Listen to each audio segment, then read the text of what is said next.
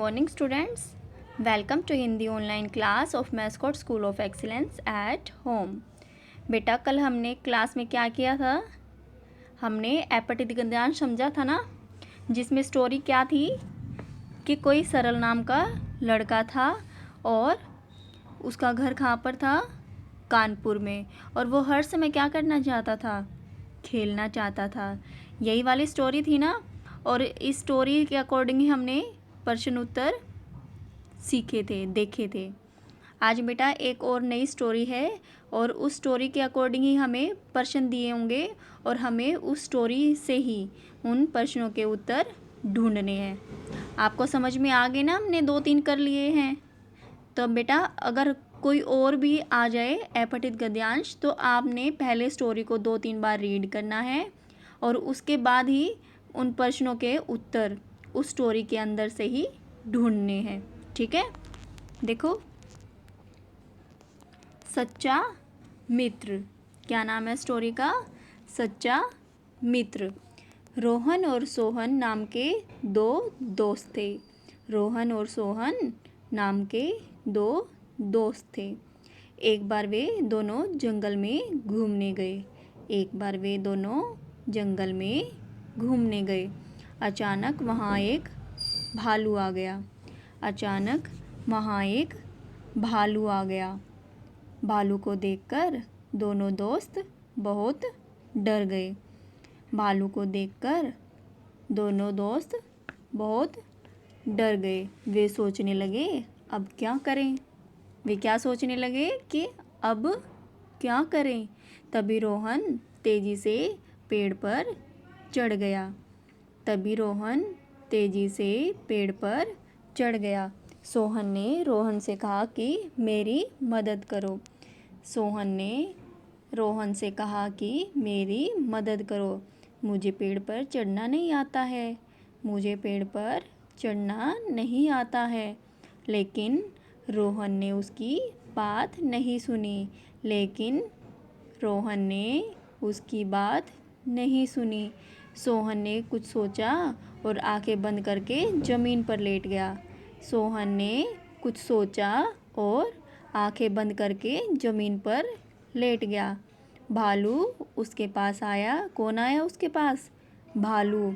भालू ने उसे सूंघा और उसे मरा हुआ समझकर चला गया। भालू ने उसे क्या किया? सूंघा और उसे मरा हुआ समझकर चला गया। बाद में पेड़ से उतरकर रोहन ने सोहन से पूछा, भालू तुम्हारे कान में क्या कह रहा था? बाद में पेड़ से उतरकर रोहन ने सोहन से क्या पूछा कि भालू तुम्हारे कान में क्या कह रहा था? चलो स्टोरी को एक बार फिर से रीड करते हैं, ठीक है। रोहन और सोहन नाम के दो दोस्त थे।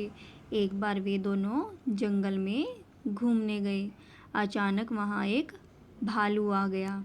भालू को देखकर दोनों दोस्त बहुत डर गए। वे सोचने लगे अब क्या करें। तभी रोहन तेजी से पेड़ पर चढ़ गया। सोहन ने रोहन से कहा कि मेरी मदद करो, मुझे पेड़ पर चढ़ना नहीं आता है। लेकिन रोहन ने उसकी बात नहीं सुनी। सोहन ने कुछ सोचा और आंखें बंद करके ज़मीन पर लेट गया। भालू उसके पास आया। भालू ने उसे सूंघा और उसे मरा हुआ समझकर चला गया। बाद में पेड़ से उतरकर रोहन ने सोहन से पूछा, भालू तुम्हारे कान में क्या कह रहा था?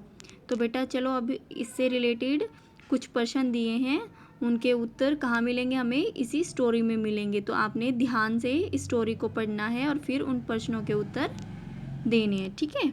देखो कैसे करेंगे। सबसे पहले बेटा क्या लिखेंगे? कॉर्नर पर नोटबुक में डेट, और आज क्या डेट है? सितंबर 8, 2020। बीच में क्या लिखेंगे? ग्रह कार्य। और इधर कॉर्नर पे क्या लिखते हैं बेटा हम? दिन। और आज कौन सा दिन है? मंगलवार। और हम इधर हेडिंग डालते हैं। तो आज क्या है टॉपिक? क्या हेडिंग लिखेंगे? अपठित गद्यांश। और हमारा प्रश्न नंबर 1 देखो क्या है? दो दोस्त कौन थे? कौन थे बेटा? अभी आपने स्टोरी रीड की है, पढ़ी है। रोहन और सोहन, रोहन और सोहन। प्रश्न नंबर 2 देखो, अचानक जंगल में कौन आ गया? कौन आया था जंगल में अचानक? एक भालू। कौन आया था? एक भालू।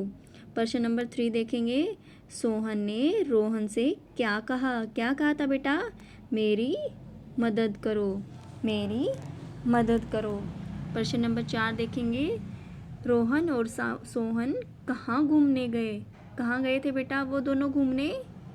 जंगल में। जंगल में गए थे ना, रोहन और सोहन जंगल घूमने गए थे, जंगल में घूमने गए थे। प्रश्न नंबर 5 देखेंगे, पेड़ शब्द से एक वाक्य बनाओ। पेड़ शब्द से एक वाक्य बनाओ। क्या बनेगा बेटा? पेड़ हमें मीठे फल देते हैं। पेड़ हमें मीठे फल देते हैं। पेड़ से तो और भी बहुत सारे वाक्य बन सकते हैं ना। चलो बेटा एक बार फिर से इन प्रश्नों के उत्तर देखते हैं, ठीक है। प्रश्न नंबर 1 क्या है? दो दोस्त कौन थे? कौन थे बेटा? रोहन और सोहन। प्रश्न नंबर 2, अचानक जंगल में कौन आ गया? अचानक जंगल में कौन आया था? एक भालू। प्रश्न नंबर 3 देखें, सोहन ने रोहन से क्या कहा? क्या कहा था? मेरी मदद करो, क्योंकि उसको पेड़ पर चढ़ना नहीं आता था ना। फिर प्रश्न नंबर 4 देखेंगे, रोहन और सोहन कहाँ घूमने गए? कहाँ घूमने गए थे? जंगल में। कहाँ गए थे? जंगल में। प्रश्न नंबर 5 देखेंगे, पेड़ शब्द से एक वाक्य बनाओ। पेड़ हमें मीठे फल देते हैं। पेड़ हमें मीठे फल देते हैं। तो बेटा अब अगर कोई भी कहानी, कविता या कुछ आ जाए अपठित गद्यांश में, तो आपने सबसे पहले क्या करना है?